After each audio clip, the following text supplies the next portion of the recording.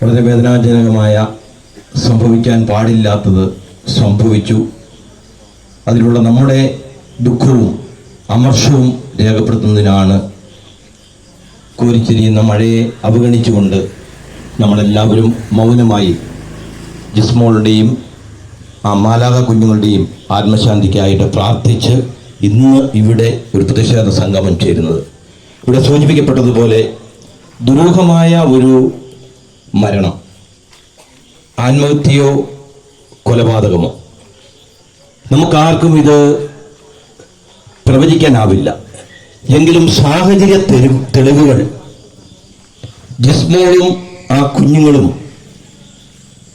ആത്മഹത്യയിലേക്ക് പോയിട്ടുണ്ടെങ്കിൽ അതിന് കാരണക്കാരായവരെ നീതിപീഠത്തിന് മുമ്പിൽ കൊണ്ടുവരിക എന്നതാണ് നമ്മുടെ ആവശ്യം. ഒരു വീട്ടിലും ഇത്തരം ദാരുണമായ സംഭവങ്ങൾ ആവർത്തിക്കാൻ പാടില്ല. ഇതൊരു സമൂഹത്തിന് താക്കീതായി മാറണം. അതിനായിട്ടാണ് പ്രിയപ്പെട്ട ശശി മെമ്പറുടെ നേതൃത്വത്തിൽ വിവിധ രാഷ്ട്രീയ കക്ഷി നേതാക്കളും ജനപ്രതിനിധികളും ഒന്നിച്ചു നിന്ന് പോരാടുന്നത്. നമുക്ക് നീതിപീഠത്തിന് മുമ്പിൽ കുറ്റവാളികളെ കൊണ്ടുവരാൻ സാധിക്കുമ്പോഴാണ്, അവർക്ക് അർഹതപ്പെട്ട ശിക്ഷ ലഭിക്കുമ്പോഴാണ് ഇത്തരം ഹീനമായ പ്രവർത്തനങ്ങളിലേക്ക് ആരും മുതിരാതിരിക്കാൻ ഒരു സൂചന നൽകുന്നത്. ആ രീതിയിൽ നമ്മൾ ചിന്തിക്കുമ്പോൾ നമ്മൾ ഇന്ന് നടത്തിയ ഈ പ്രതിഷേധ സംഗമം തീർച്ചയായും വലിയ ചലനങ്ങൾ സൃഷ്ടിക്കും എന്ന കാര്യത്തിൽ സംശയമില്ല. നമുക്കെല്ലാവർക്കും പ്രിയപ്പെട്ട ജിസ്മോളും ആ മാലാഖ കുഞ്ഞുങ്ങളും തീർച്ചയായിട്ടും സ്വർഗത്തിൽ ദൈവസന്നിധിയിൽ ആശ്വാസം കണ്ടെത്തട്ടെ എന്നാണ് നമ്മളെല്ലാം ആഗ്രഹിക്കുന്നത്. ആ കുഞ്ഞുങ്ങൾ ഇപ്പോൾ തന്നെ ദൈവത്തിൻ്റെ സന്നിധിയിൽ ഉണ്ട് എന്ന് നമുക്ക് ആത്മാർത്ഥമായിട്ട് വിശ്വസിക്കാം. കാരണം അവര് നിരപരാധികളാണ്, നിഷ്കളങ്കരാണ്.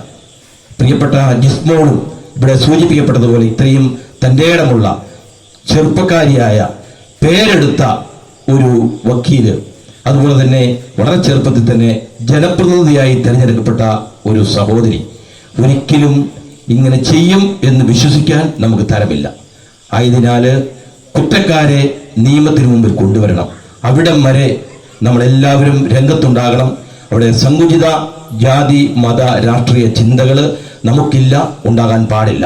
തീർച്ചയായും സമൂഹത്തിന് മുന്നറിയിപ്പായിക്കൊണ്ട് ഇത്തരം കാര്യങ്ങൾ വീണ്ടും ആവർത്തിക്കപ്പെടാതിരിക്കാൻ കുറ്റവാളികൾക്ക് അർഹമായ ശിക്ഷ ലഭിക്കട്ടെ എന്നാഗ്രഹിച്ച് ആശംസിച്ച് ഇവിടെ ഈ യോഗം സംഘടിപ്പിച്ച ഇതിൻ്റെ ഉത്തരവാദിത്തപ്പെട്ട ഭാരവാഹികളെ എല്ലാം പ്രത്യേകം നന്ദിയോടെ ഓർത്ത് നമുക്ക് എല്ലാവർക്കും ഒന്നിച്ച് മുന്നേറാം.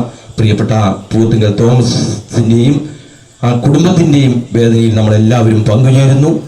നമുക്ക് ജിസ്മോൾക്ക് നീതി ലഭിക്കുന്നിടം വരെ നമുക്കെല്ലാവർക്കും ഒന്നിച്ച് പോരാടാമെന്ന് മാത്രം സൂചിപ്പിച്ച് കേരള കോൺഗ്രസ് പാർട്ടിയുടെ പിന്തുണ തീർച്ചയായും ഈ കാര്യത്തിൽ ഉണ്ടാകുമെന്ന് വാഗ്ദാനം ചെയ്ത് ഞാൻ എൻ്റെ വാക്കുകൾ നിർത്തുന്നു. നന്ദി.